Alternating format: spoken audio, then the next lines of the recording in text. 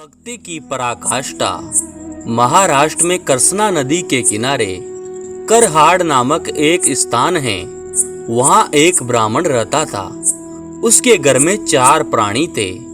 ब्राह्मण, उसकी स्त्री, पुत्र और साध्वी पुत्र वधू। ब्राह्मण की पुत्र वधू का नाम था सकुबाई। सकुबाई जितनी अधिक भक्त, आज्ञाकारिणी, सुशील, नर्म और सरल हृदय थी, उसकी सास उतनी ही अधिक दुष्टा, अभिमानी, कुटिला और कठोर हृदय थी। पति और पुत्र भी उसी के स्वभाव का अनुसरण करते थे। सकुबाई सुबह से लेकर रात तक बिना थके हारे घर के सारे काम करती थी। शरीर की शक्ति से अधिक कार्य करने के कारण अस्वस्थ रहती, फिर भी वह आलस्य का अनुभव न करके इसे ही अपना कर्तव्य समझती। मन ही मन भगवान के त्रिभुवन स्वरूप का अखंड ध्यान और केशव, विठुल, कृष्ण, गोविंद नामों का स्मरण करती थी। दिन भर काम करने के बाद भी उसे सास की गालियां और लात घूंसे सहन करने पड़ते। पति के सामने 2 बूंद आंसू निकालकर हृदय को शीतल करना उसके नसीब में ही नहीं था।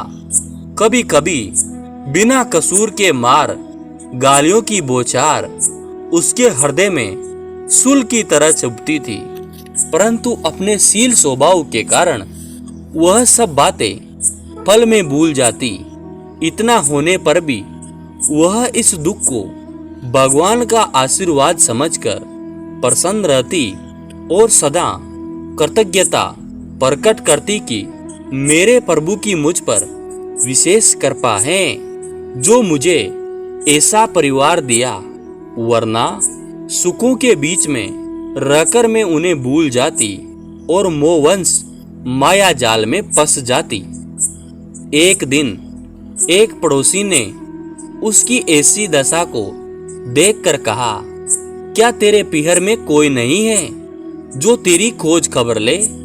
उसने कहा, मेरा पीहर पंढरपुर है। मेरे माँ बाप रुक्मणी कृष्ण हैं। एक दिन वे मुझे अपने पास बुलाकर मेरा दुख दूर करेंगे। सकुबाई घर के काम खत्म कर कृष्णा नदी से पानी भरने गई।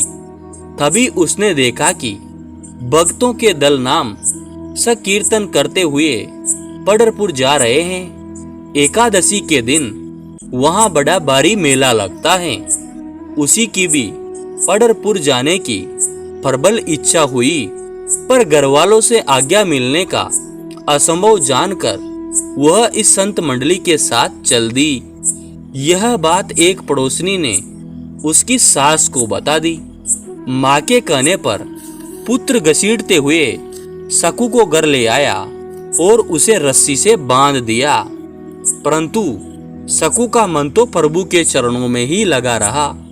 वह प्रभु से रो रो कर दिन रात प्रार्थना करती रही, क्या मेरे नेत्र आपके दर्शन के बिना ही रह जाएंगे? कृपा करो नाथ, मैंने अपने को तुम्हारे चरणों में बांधना चाहा, परंतु बीच में नया बंधन कैसे हो गया? मुझे मरने का डर नहीं है, पर सिर्फ एक बार आपके दर्शन की इच्छा है। मेरे तो माँ बाप, भाई, इष्ट मित्र सब कुछ आप ही हो।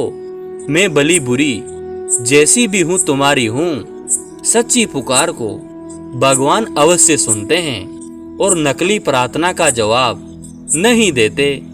असली पुकार चाहे धीमी हो, वह उसके कानों तक पहुंच जाती है। शंकु की पुकार को सुनकर भगवान एक स्त्री का रूप धारण कर उसके पास आकर बोले, मैं तेरी जगह बंध जाऊंगी, तू चिंता मत कर। यह कहकर उन्होंने सकू के बंधन खोल दिए और उसे पंढरपुर पहुंचा दिया। इधर सास ससुर रोज उसके पास जाकर खरी खोटी सुनाते।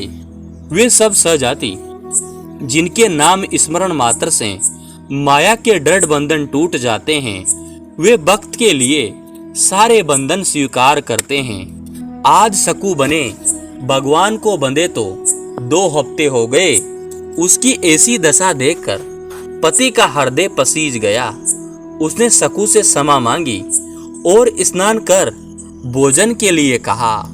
आज प्रभु के हाथ का भोजन कर सबके पाप धुल गए।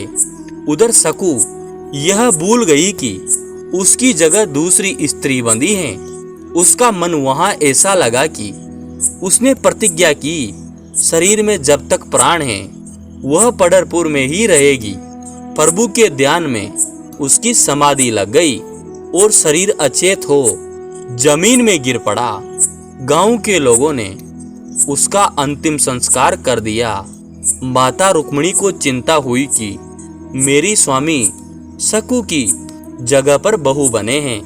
उन्होंने शमशान पहुंचकर सकू की अस्थियों को एकत्रित कर उसे जीवित किया और सब स्मरण कराकर करहड़ जाने की आज्ञा दी। करहड़ पूछकर जब वह स्त्री बने प्रभु से मिली तो उसने क्षमा याचना की।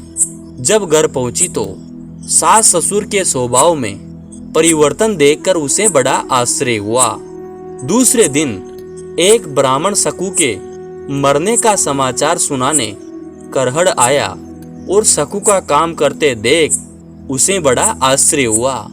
उसने सकू के ससुर से कहा, तुम्हारी बहू तो पंढरपुर में मर चुकी थी।